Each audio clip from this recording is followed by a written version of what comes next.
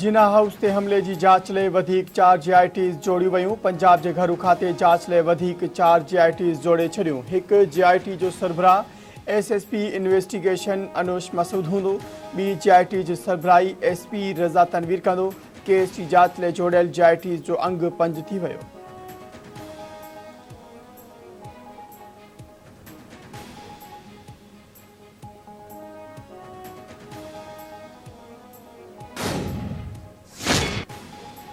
Audio leaks बाबत जुड़ियल जांच कमीशन कार्रवाई रोके छॾी। जस्टिस काज़ी फाइज़ ईसा जो चवणु आहे त इंक्वायरी कमीशन खे नोटिस ई जारी नाहे थियो त कम खां कीअं रोकियो वियो।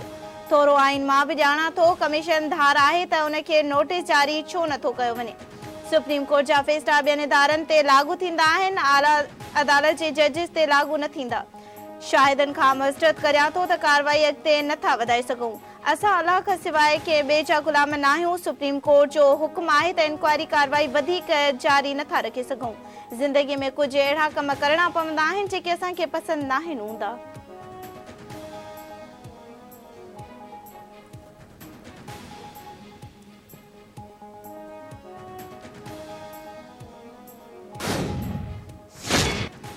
सूबाई सलाहकार मंजूर वसाण मुल्क में नई पार्टियुनि जे क़याम जी अॻकथी करे छॾी। जारी कयल बयान में मंजूर वसाण चयो आहे त माफ़ी जो वक़्तु गुज़री वियो। इमरान खान खे मुसीबत में ॾिसी रहियो आहियां। पीटीआई टुटंदी ऐं नयूं पार्टियूं वजूद में ईंदियूं। इमरान खान सां हाणे केर बि गॾु न हूंदो। पीटीआई छॾण वारा काफ लीग, पीपी ऐं नून लीग में शामिल थींदा। कुझु नई पार्टियुनि जो बि रुख़ कंदा। इमरान खान ॿाहिरि भॼण जी कोशिशि कंदो पर खेसि वञणु न ॾिनो वेंदो।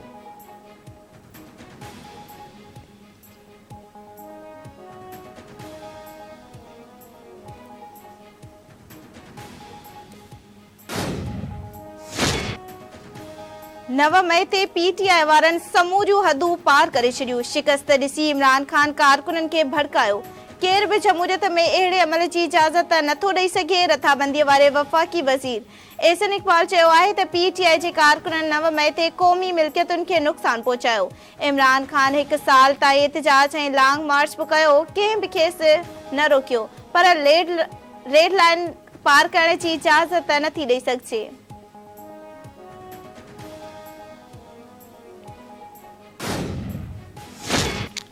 इमरान खान अकेलो थियण लॻो। वधीक ॿिनि अॻवाननि तहरीक इंसाफ़ छॾण जो ऐलान करे छॾियो। पीटीआई अॻवान अली ज़ैदी पार्टी ऐं सियासत छॾण जो ऐलान करे छॾियो। अॻूणे वफ़ाक़ी वज़ीर खुसरो बख्तियार बि पीटीआई खां रस्ता धार करे छॾिया। अली ज़ैदी जो चवणु आहे त 9 मई जे वाक़िअनि जी मज़म्मत करे थो। घणे गौर वीचार बैदि पार्टी छॾण जो ऐलान करे थो। खुसरो बख्तियार जो चवणु आहे त 9 मई जे वाक़िअनि पीटीआई छॾण ते मजबूर कयो। हाणे पीटीआई जे फ़लसफ़े सां गॾु नथो हली सघां। मुल्क जो सुठो मुस्तक़बिल विरासत ऐं चिकताण वारी सियासत में नाहे।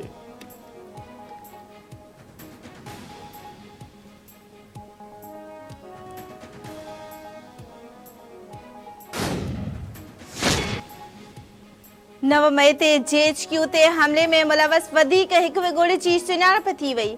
विगोड़े जी सुञाणप राजा माजिद हुसैन धानियाल तौरु कई वई आहे। राजा माजिद हुसैन पीटीआई उत्तर पंजाब जे सदर समेत मुख़्तलिफ़ उहिदनि ते रहियो आहे।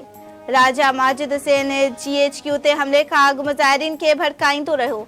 राजा माजिद हुसैन रियासत ख़िलाफ़ नारेबाज़ी कई ऐं भंडा में मरकज़ी किरदारु अदा कयो। कानून लागू कंदड़ इदारनि तरफ़ां जवाबदार जी गिरफ़्तारीअ लाइ कोशिशूं जारी।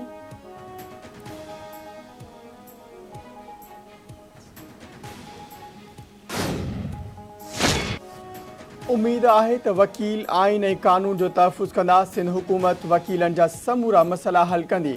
वकीलनि खे सिहत जूं सहूलियतूं ॾियण लाइ क़दम खणी रहिया आहियूं।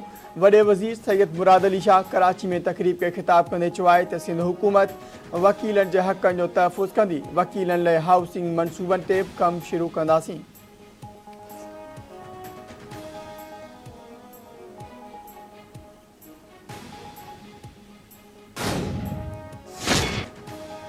सिंध हुकूमत तरफ़ां ट्रांसपोर्ट खाते में मोटरवे जी तर्ज़ ते फोर्स ठाहिण जो फ़ैसिलो। सूबाई वज़ीर शर्जील इनाम मेमण जी सदारत हेठि एसएमडीए बोर्ड जो इजलास। ट्रांसपोर्ट वारे सेक्रेटरी सलीम राजपूत ऐं ॿियनि जी शिरकत इजलास दौरान ट्रांसपोर्ट खाते में मोटरवे जी तर्ज़ ते फोर्स ठाहिण जो फ़ैसिलो कयो वियो। ट्रांसपोर्ट खाते जा इंस्पेक्टर सॼे सूबे में मुक़ररु हूंदा, गाॾियुनि जे इंस्पेक्शन सां गॾु मुसाफ़िरनि जे तहफ़्फ़ुज़ यकीनी बणाईंदा। पीपल्स बस सर्विस जे ड्राइवर, क्लीनर ऐं इंस्पेक्टर्स जी कैपेसिटी बिल्डिंग लाइ क़दम खयां वेंदा। संदन तरबियत लाइ स्कूल क़ाइमु कया वेंदा। सूबाई वज़ीर शर्जिल मेमूर जो वधीक चवणु आहे त पीपल्स बस सर्विस जे मुलाज़िमनि खे बहितरीन ख़िदमत जी तरबियत ॾिनी वेंदी।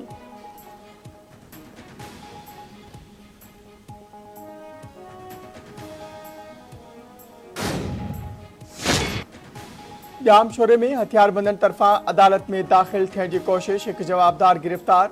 पुलिस जो चवणु आहे त जवाबदार अहमद अली बंगलानी खे गिरफ़्तार करे लाकअप कयो वियो आहे। बसनि जो परणू कंदड़ जोड़े खे नुक़सान रसाइण लाइ हथियारबंद अदालत में दाख़िल थिया हुआ।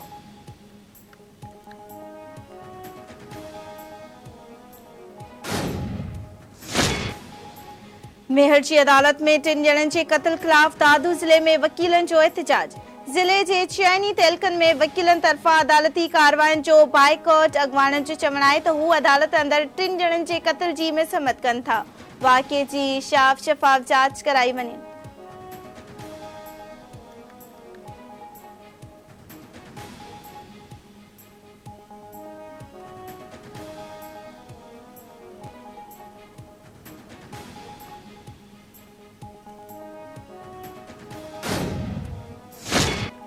न्यू सिदाबाद जे ॻोठ जमाल डायरी में हथियारबंदनि जे फायरिंग, हिकु ॼणो क़तल, गोलियूं लॻण सबबि उस्ताद अलाह रखियो डायरी मारिजी वियो।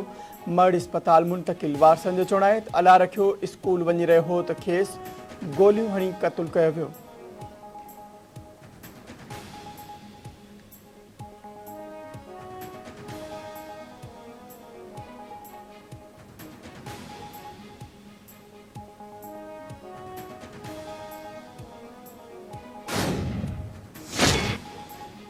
ऐं मुल्क में सुभाणे खां बरसातियुनि जो नओं सिस्टम दाख़िल थियण जो अलर्ट जारी। मौसमियात खाते जो चवणु आहे त 28 खां 30 मई ताईं सिंध, पंजाब ऐं बलोचिस्तान में बरसात जो इम्कान आहे।